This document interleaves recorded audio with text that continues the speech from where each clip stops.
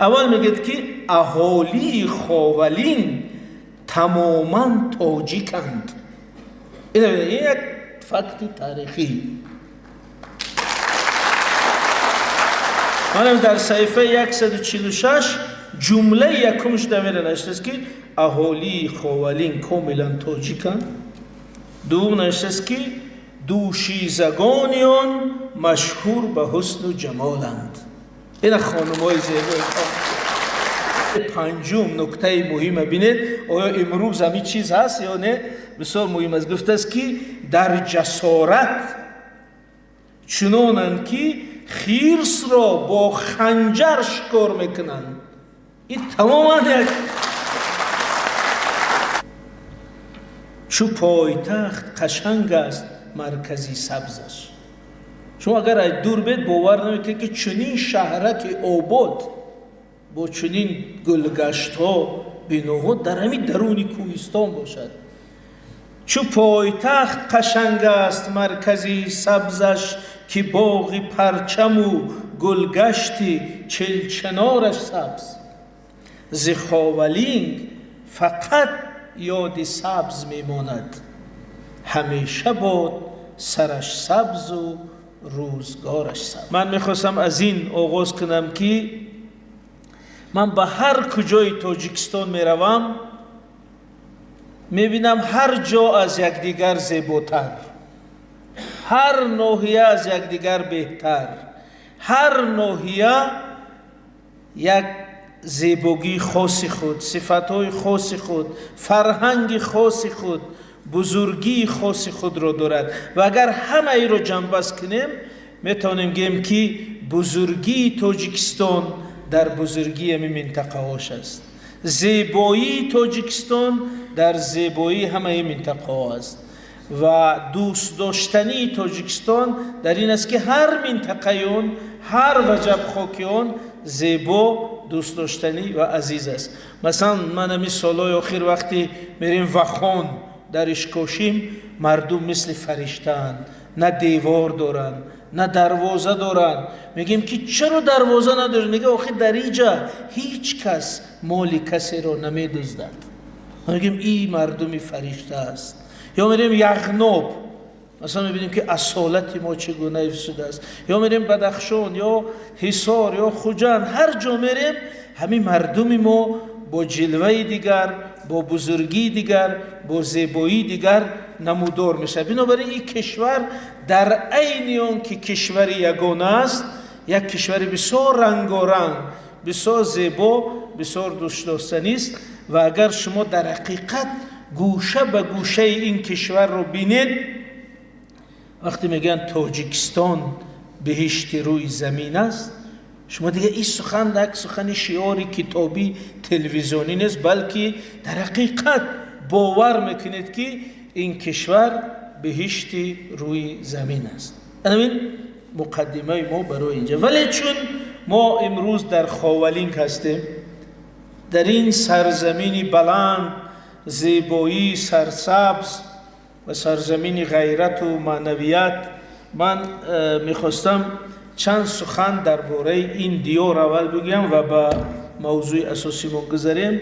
زیرا خاولین باز در بین همه این منطقه های زیبای کشور فضیلت های خود، زیبایی های خود، خصوصیت های خاصه خود را دارد. یکم اینکه همین خاولین باشگاه انسان های ابتدایی است. این بسیار گپی مهم است. یعنی ما وقتی که خواهیم اصالت تاریخی خود اثبات کنیم، همیشه دلیل علمی لازم است، با گپ نمیشد. همین در دوره شوروی در همین ناحیه خاولین، این در منطقه تربت جایهای را گفتند که ده ها هزار سال پیش انسان ها اینجا زندگی میکردند. یعنی این وطنی اجدادی اصیل ماست.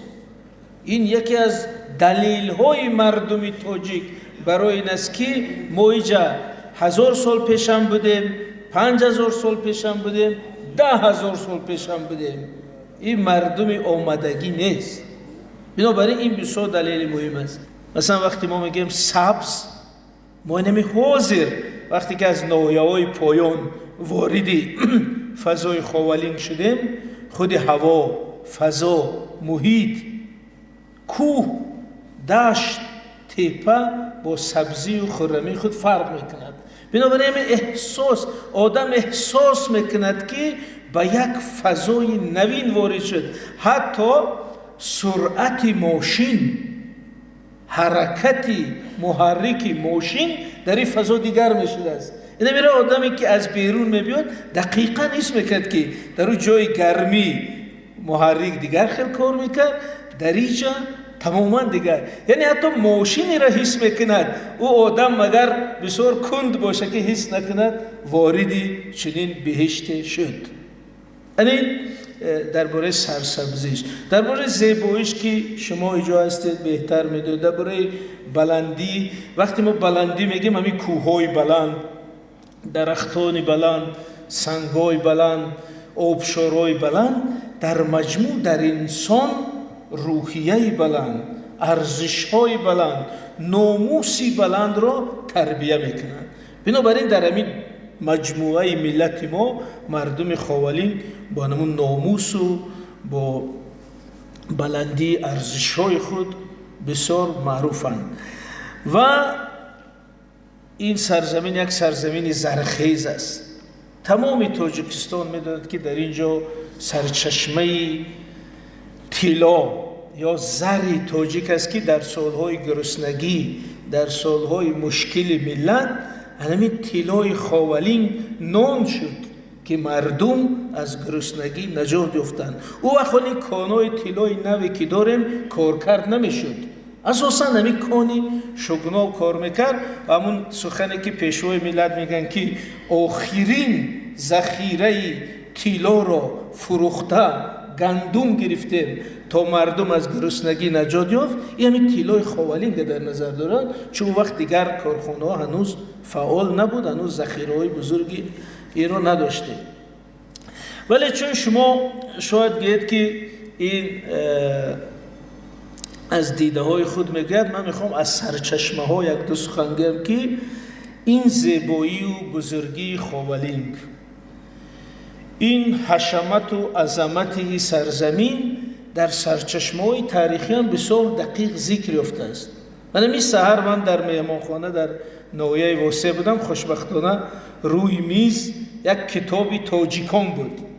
من گفتم که از خوالینگ میریم که یک نگاه کنیم در کتابی تاجیکان همینجا چی گفته است.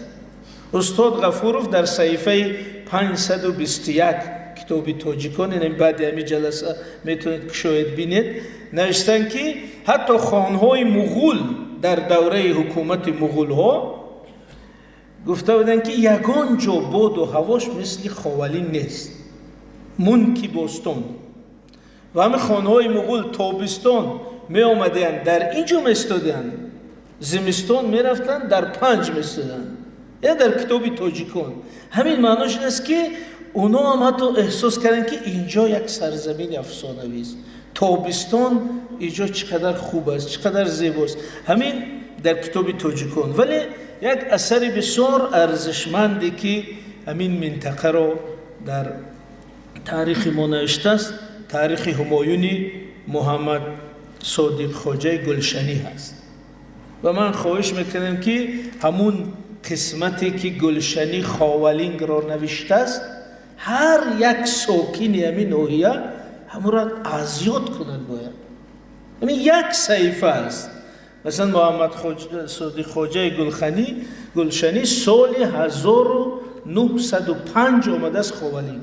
1905 تقریبا 100 سال پیش، 115 سال پیش. و در این من همون نسخه را برای که خوالینگ می آمدم، این نسخه گرفته آمدم برای رئیس بگذارم. بینید در همین گلشنی درباره خوالینگ چی می نویسد. خب یک صحیفه گپ است، من خیلیدم که 10 نکته نوشته است. مثلا این سخن من نه، سخن یک محققی که این چرا آمده است اینجا؟ چون که سال 1905 باید جشن بزرگی 25 سالگی به تخت نشستن امیر عبدالاحد میشد در بخارا. و به همین مناسبت امیر دستور میدهد که یک گروه کاری تمام ملک بخارا رو آموخته، اکسپدیسیا به زبان امروزه نویسن که هر یک دهه، هر یک قریه، هر یک شهر چی فضیلت و چی خصوصیت دارد. بنابراین گلشنی میاد کلاب، میاد بلجوان، میاد خوالین و درباره خوالین چی مینویسه؟ شما ببینید که همین تصویری اما آدم نشون میده که این گپایی که ما میگیم از آسمان نیست، دیگران همی را دیدن. اول میگه که اهالی خوالین تماما تاجیکند. این یک فکت تاریخی. حالا در صفحه 146 جمله یکمش دمیره نشته است که اهالی خوالین کاملا تاجیکند. دوم نشته است که دوشیزگانیان مشهور به حسن و جمالند. این خانم‌های زیبا. سوم گفته است که اسب‌های آن به صورت و سیرت مشهوری عالمند. یعنی هم ظاهری اسباش زیبا بوده است، هم قدرت و سیرتش که دوند بوده است. یا چهارم گفته است که مردم اهل شکارند. خود شکار مفصل تصویر کرد. ولی پنجم نکته مهم بینید، آیا امروز همین چیز هست یا نه؟ بسیار مهم است. گفته است که در جسارت چنانند که خرس را با خنجر شکار میکنند. این تماما یک و اونجا نشست است که از بخارا، اما بایهای بخارا اگه به زبان امروز گیم زکس میکردن، میگفتن که از امو خوالین پوست خرس آورن در کار، چون اونا با خنجر شکار میکنن و پوست ویران نمیکنن، پوستشون تیر کتی سراخ نمیشن. بینید خرس را با خنجر شکار میکنن. این خودش این معناش ترجمهش یعنی چقدر جوان مردن، چقدر جسارت در کار، چقدر قدرت در کار که خرس را در جنگ تن به تن شکار کنه و پوستی او را خراب نکنه. خب ششم میگه که اکثر قریه های خوالین مدرسه دارند. 15 مدرسه چوبی داشته است. یعنی اینمی گپ که مردم بی سواد بودن، این گپی درست نیست در حق همین منطقه. چون که همین گلشنی سال 1905 نوشته است که اکثر قریه ها مدرسه دارند و مدرسی اکثر آنها شیوخند، یعنی شیخ، کسایی که نه تنها عالم دینند، با عارفند، صوفیان، شیخند. و در آخر نوشته است که مردمیان خشونتی طبع ندارند. البته دو سه نوعیه دیگر نوشته است. اول که اونجا مردم خشینن، جنگ میشن یا حقارت میکنن، ولی همچنین نوشته است که مردم خوالین فرقش همین است که خشونتی طبع ندارن. خشونتی طبع نداره یعنی خوشگفتارن، خوش معاملن، مهمان دوستن، معاشرتی نیک دارن. خب ببینید اینم یک صحیفه گلشنی که برای اثبات همین سخن من گفتم بگویم، نشون میدهد که این زیبایی خوالین، این جسارت خوالین، این بزرگی خوالین، این زیبایی و نکویی مردمش پیشتر هم وصف شده است. اعترافی علمی و تاریخی افته است و این بسیار مهم است. و چیزی که باز درباره خوالین اگر نگفتن آن گناه میشد این است که همین منطقه که امروز ما را یک ناحیه دوردست حساب میکنیم، تمامی حکومتی دینی امارت بخارا در دست همین ناحیه بوده است. تمام کتابای تاریخ ببینید، یادداشت‌های استاد عینی هم است، رساله روزنامه صدر زیاد هم است و در بسیار کتابای از جمله همین کتابی گلشنی هم است که 60 سال آخر امارت بخارا، قاضی کلان بخارا از همین دهه خوجه خلیلی ناحیه خوالین است. شما باور میکنید این چی معنی دارد؟ یعنی قاضی کلان در بخارا شخصی سوم است، یعنی امیر. این علمای عزیز اینجا هستند بهتر میدونن که امیر بعد امیر قوشبگی، بعد قوشبگی میاد قاضی کلان. قاضی کلان در امارت بخارا یعنی وزیر معارف، جمعی پروکرور گنرالی، جمعی رئیس کمیته دین، جمعی مثلا نتاریوس، جمعی وزیر عدلیه، تمام ایدئولوژیا، حقوق، دین در دست قاضی کلان بود. یعنی شخصیت محوری امارت بخارا، چون امیر راهبر سیاسی بود، قوشبگی اقتصاد و خواجگی، قاضی کلان ایدئولوژیا، سیاست. همین سیاست امارت بخارا در دست فرزند امین نوحیه بوده است. 60 سال. چقدر 60 سال؟ چون که اول قاضی صدرالدین بیضاوی میشن، 20 سال قاضی کلان بخارا، بعد یو پسرش قاضی بدرالدین بیضاوی، بعد یو با سوم پسرش قاضی برهانالدین بیضاوی. همین 56 سال میشه دوره قاضی کلان بودنی همین سه کس از یک عائله از همین دهه. هم تصور کنید که این مردم چه قدرتی معنوی و علمی داشته است که در بخارا هزاران عالم دینی داشت. بخارا پر از مدرسه های دینی، پر از عالمان و متفکران و مفتیان و قاریان و مفسران، ولی این فرزندی کوهستان رفته است تمام او را اداره میکند و ایدئولوژی یعنی دولت کلانی که مرکز اسلام حساب میشد در دست همین مردم بوده است. و این بسیار نکته مهم است. و درباره این قاضی برهانالدین که آخرین قاضی کلان بخارا بود، یک نکته مهم است که من میخوام با همون جرأت مردم یک بار دیگر پیوستی هم. وقتی که روسا امارت بخارا را گرفتن، بمباران کردن، همه گریختن، از جمله خود امیر با تمام لشکریان، قوشبگی، سرلشکرها، افسرها گریختن، طلاهای در عربه بار کردن، گریختن. تنها منصبدار امارت بخارا که نگریخته است همین قاضی برهانالدین خوالینگی بود. و این میگم بخارا حمایه میکنیم. او میتونست قطعی امیر گریزد بیاد وطنش، چون که امیر همی طرف اومد. او میستد و دم جمع میکند، دفاع میکند. متاسفانه قوه نابرابر بودن، امیر عسکر گریخته بود، خیلی قاضی کلان در اونجا کشتن و چنان با امین تیر زدن که بدنش مثل غلبیر شده است. لیکن اینجا مهم است که امین نگریخت.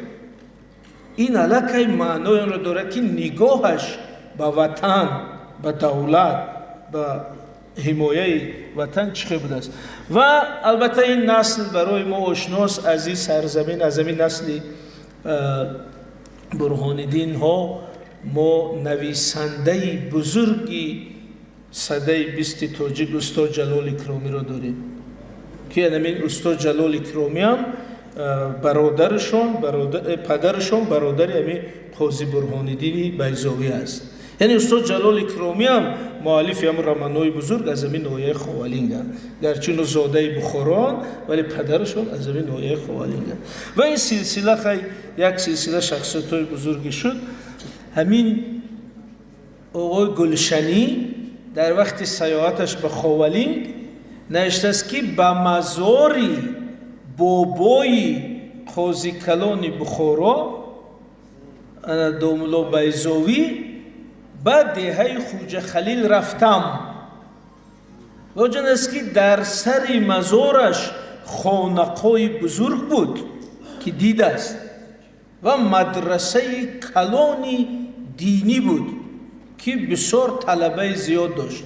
یعنی واضح ممکن اونجا نیست همین چیز، ولی این مرد دید است، امیر نوشته است. یعنی همین از جمله همین مزار همون وقت بوده است و همین خیلی آباد بوده است. و الان که بینید ما چی را گفتنی بدیم؟ یک مسئله ای که این ناحیه در همون نظام ملی ما باز جایگاه خود را دارد، صفتهای خود را دارد. حالا اگر درباره جسارت نقطه آخری را گویم که خود قضیه واسه، خود این که واسه قهرمانی ملی تاجیکان از اینجا برخواسته است. همین که مردم خوالین در سال 1885 زیر رهبری واسه برخواستن، قیام کردن، این دو معنای بزرگ داشت. یکم این که این مردم ظلم را نمیپذیرند، این مردم ناعدالتی را قبول ندارد، این مردم حکومتی بیگانه را قبول ندارد، این مردم از اول استقلال خواه است. همین پیام شورش واسع همی بود. بنابراین یک خود واسع را به این ملت دادن کافی است که بگیم این ناحیه در تاریخی حفظ ناموس ملی ما چقدر خدمت بزرگ کرده است. این سفر گذشته ما بود، محترم جهانگیر شاه بودن، ما آمده بودیم به تعزیه استاد ظفر میرزایان و او وقت خاولینگ باز از این هم سبزتر بود. برای همین همونجا نوشتن که به خاولینگ رسیدم همه بهارش سبز، به خاولینگ رسیدم همه بهارش سبز، زمین و بام و در و دشت و کوهسارش سبز. ز گل فرآمده است و به بار بنشسته است، بهشت باغ که هر نخل و هر قطارش سبز. چی محشر است به درگاه حضرت سلطان. شما عادت کردید شاید از بیرون اگر بیایید همین برابر کشودن در ماشین همین بوی عطر و زلالی همونجا خیلی به مشام میزنه، یک باره شما هوشیار میشید میگه به دنیای دیگر در آمدم. چی محشر است به درگاه حضرت سلطان، همه محیط ز روحی بزرگوارش سبز. ز هفت چشمه آن آب زندگی جاری، زلال و زیره پهلوی جویبارش سبز. دیار حضرت واسع و دره مختار، هنوز قصه ناموس و افتخارش سبز. چنار پیر که همتا و هم نشینش بود، چنار واسع، چنار پیر که همتا و هم نشینش بود، 1000 سال نشیند در انتظارش سبز. به ناز خوشه گرفته است ساقه گندم، به ناز خوشه گرفته است ساقه گندم، سرش خمیده و مژگانی تیغدارش سبز. چو پرچمی شرف و سربلندی مردم، کنار خانه او عرعری وقارش سبز. چو پایتخت قشنگ است مرکزی سبزش. شما اگر از دور بید باور نمیکنید که چنین شهرک آباد با چنین گلگشت ها بناها در همین درون کوهستان باشد. چو پایتخت قشنگ است مرکزی سبزش، که باغ پرچم و گلگشت چلچنارش سبز. ز خاولینگ فقط یاد سبز میماند، همیشه باد سرش سبز و روزگارش سبز. تشکر.